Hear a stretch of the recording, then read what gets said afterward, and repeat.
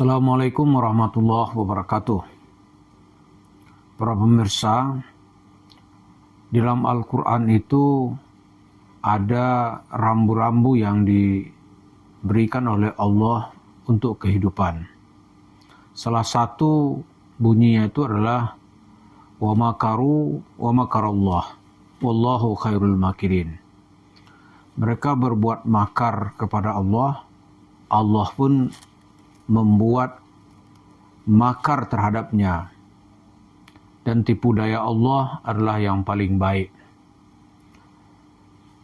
Beberapa hari yang lalu itu saya dengan seorang teman yang kebetulan bergerak di dunia finance, kita ketemu menawarkan untuk take over sebuah perusahaan di bidang penyaluran gas yang nilainya ya sekitar 100 miliar rupiah. Karena kesulitan mencari investor, saya secara berseloroh menawarkan itu Isu Mansur banyak tuh duitnya, coba suruh dia jadi investor perusahaan ini, saya bilang, atau jual ke dia. Apa jawaban teman itu? Oh payah bos, ntar lagi dia kalau nggak berhasil dia lewati yang sekarang ini, wah, dia keluar nanti pakai celana kolor itu, katanya. Yang benar, benar. Katanya. Kemarin teman rapat sama Isu Mansur, dia masih pakai foreigner, masih dikawal kayak Raffi Ahmad, sebenarnya. Ditunggu, gitu. Jadi kalau dia sukses melewati ini, ya dia masih gagah. Tapi kalau enggak, oh ngeri itu. Kenapa, sebenarnya? Banyak itu saham-sahamnya tuh nyangkut. Ternyata para pemirsa, saya kan sekedar sambil lewat aja ya kita membahas ini. Tahu-tahu di pemberitaan beberapa hari yang lalu itu tempat Isu Mansur yang selama ini bersandar dalam urusan bisnis, yang tempat dia banyak bergantung gitu, yaitu bosnya MNC Group, yaitu Haritanu. Haritanu seperti berita yang beredar itu digugat oleh Yusuf Hamka ya, bukan Isu Mansur, dari perusahaan CNMP itu yang mengelola tol. Dia digugat telah merugikan perusahaannya sebesar 103 triliun rupiah. Bahkan Haritanu juga dilaporkan ke Polda Metro Jaya, Bareskrim Polda Metro Jaya. Jadi ya kalau ini ada hubungannya gitu, wah itu Isu Mansur ruginya itu sekali rugi ya banyak, itu puluhan miliar. Jadi dia boleh bertahan habis-habisan melawan Pak Zaini Mustafa gitu. Itu uang 1.200.000.000 aja dia sanggup berperkara sampai ke Mahkamah Agung. Begitu juga dengan Ibu Lilis Siti Rahmah gitu, yang disuruh oleh pengadilan supaya dia ya dalam gugatan itu dia dimenangkan oleh pengadilan, dan Yusuf Mansur atas nama hukum dan negara disuruh membayar ke Ibu Lilis Siti Rahmah sejumlah 4.075.000.000 rupiah. Kalau kita bilang saja gitu. Dia nggak mau. Tahu-tahu kata teman itu di saham yang dulu dia beli gitu ya. Kan lu transaksi sahamnya lu dia berbelanja itu dia bangga-banggain kemana-mana itu senilai 80 miliar rupiah. Dia berbelanja saat itu sebanyak 250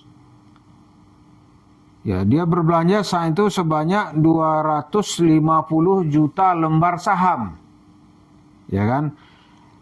Dengan harga saat itu tuh 322 rupiah per lembar gitu.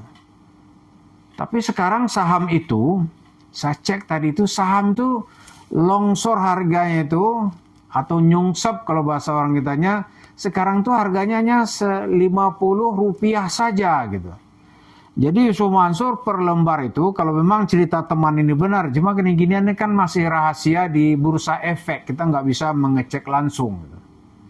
Tapi kan biasanya Yusuf Mansur kalau ada action yang beruntung, pasti dia teriak-teriak gitu. Nah sekarang bosnya sendiri pun juga digugat gitu. Nah saham Yusuf Mansur itu di perusahaan yang tergabung dalam MNC Group ini atau Haritanu Group ini, dia telah mengalami potensi kerugian itu sebesar hampir 70 miliar rupiah. Wah ngeri nih. Jadi kita membahas Yusuf Mansur itu ada cerita-cerita yang samping-sampingnya. Ya. Ada cerita yang terekspos secara resmi, tapi juga ada nanti cerita di bawah meja yang dibicarakan itu harus berdasarkan puzzle. Kita gabung-gabung sehingga mewujudkan satu wujud yang utuh gitu atau hampir utuh. Jadi sebenarnya di belakang layar, karena saya tadi mendorong dia supaya berinvestasi di perusahaan gas itu, kata teman nggak mungkin lah, ya dia berat. Kalau nggak bisa dia lewati, gitu. Itu dia mengalami bangkrut yang luar biasa. Dia ngomong ini sebelum Pak Nur Khalid meninggal gitu. Lalu saya gabung-gabungkan, waduh. Makanya kadang-kadang mengikuti Yusuf Mansur itu kita kadang-kadang seperti orang sinting. Kenapa? Tiba-tiba gitu. Seperti cerita video yang kita bikin kemarin. Dia bercerita tentang gurunda Profesor Huzaimah. Profesor Huzaimah itu meninggal kan sudah lama. Bukan 1-2 hari, bukan setahun 2 tahun, sudah lebih dari 2 tahun gitu. Tapi baru sekarang postingannya gitu. Kan kadang-kadang ada apa ini? Kok seperti apa ya? Apa orang baru tahu atau memang sudah terganggu gitu? Nggak tahu. Kita memahaminya ini harus kita gabung-gabungkan. Oh rupanya dia sekarang tuh sedang mengalami problem ekonomi yang juga berat. Kenapa? Dia nggak bisa menahan lagi. Maunya kan melompat lebih tinggi gitu. Itu dapat wirdanya sudah meraup atau dalam bahasa Medan setelah dicopetnya duit masyarakat Jawa Timur gitu. Komunitas milenial anti bokeh dapat sama dia 9 miliar. Terus dia senang gitu. Belum tentu ada tangan-tangan lain yang sanggup mengambil dari Yusuf Mansur. Kalau doa-doa orang di masjid meminta baik-baik tidak diikuti gitu. Bahkan sampai Pak Nur Khalid meninggalkan dunia ini, dia masih bersangkutan dengan Yusuf Mansur. Begitu dia meninggal juga nggak ada ucapan simpati dari Yusuf Mansur. Tapi ada profesor yang meninggal udah bertahun-tahun, dia dengan enteng mengatakan gurunda, ya kan? Tapi orang yang berhubungan langsung sama dia nggak peduli gitu. Mau mati, mati aja, kira gitu kan? Tahu-tahu kita dengar berita, kita gabung, oh berat juga. Maka dia udah seperti foto-fotonya yang lagi hidungnya pakai alat bantu pernapasan itu dia ekspos gitu. Apa artinya? Beban pikirnya juga berat. Berat dia. Jadi para pemirsa, di saat orang-orang lain dianiaya gitu, ada nanti tangan-tangan lain yang juga mengambil.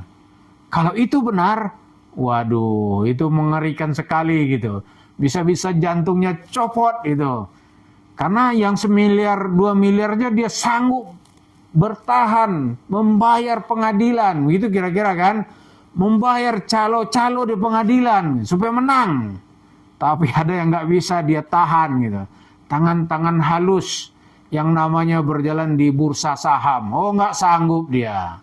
Jangankan dia. Tempat dia bergantung yang dia bangga-banggakan selama ini yang juga satu partai dengannya. Pak Haritanu. Juga dilaporkan ke Polda. Dituduh dia telah merugikannya. Oleh Yusuf Hamka dituduh telah merugikan perusahaannya 103 triliun rupiah. Ngeri nggak nih? 103 triliun rupiah. Wah Yusuf Mansur mudah-mudahan ya kalau dia udah jual ya dia nggak kena. Tapi kalau nggak kena kenapa pening begitu dia? Pusing, ya kan? Padahal ilmu sudah diturunkan ke anaknya habis-habisan ini. Tapi ilmu begitu-begitu nggak manfaat. Nggak bermanfaat. Lihatlah sekarang. Jadi kata teman saya tadi ya kalau nggak sukses dia akan jalan-jalan nanti nggak pakai celana itu pakai kolor. Pengawal-pengawal nggak mampu lagi dia bayar. Forerunner nggak mampu lagi dia sewa itu. Celakalah hidupnya gitu. Jadi itu kita tunggu-tunggu nih, kita gabung-gabungan berita ini. Karena Yusuf Mansur kan nggak mungkin mau terbuka. Iya kan? Dia nggak mungkin mau terbuka. Dia mau ke Tarim, ya nggak ada juga. Ya kan? Dia mau ke masjid, kita tunggu. Maka pening kepalanya, duitnya hilang, dia mau bercerita kemana gitu.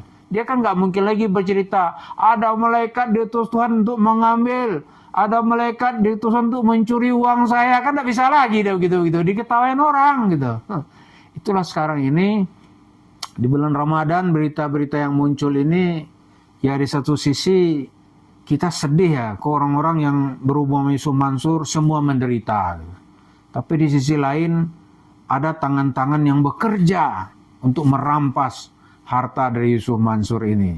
Kalau ini terbukti, kita tunggu aja bagaimana hasil laporan Yusuf Hamka atau Pak Yusuf Hamka yang melaporkan bosnya Yusuf Mansur yaitu Haritanu Sudibyo. Sebagaimana diberitakan ada gugatan 103 triliun.